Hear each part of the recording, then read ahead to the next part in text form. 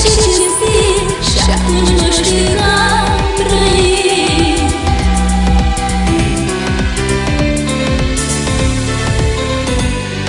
Măi, uite-ți fata mea, că muzicarea ta nici cât va fi rușine cum fecior așa ca mine.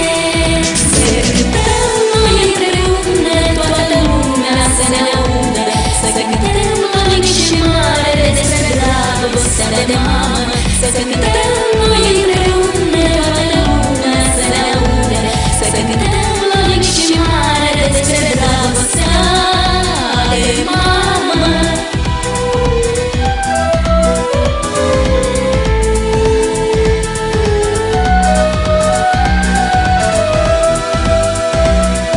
Mama este steluța care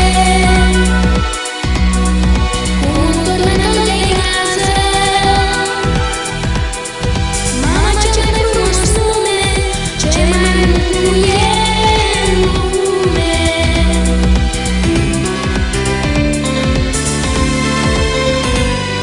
Feciorașule dragul, nici ca tine lume nu, tu nici viața ce trăiești și speranța mea tu ești. Să cântăm noi împreună, toată lumea să ne audă, să cântăm la mic și mare despre dragostea de mamă. Să cântăm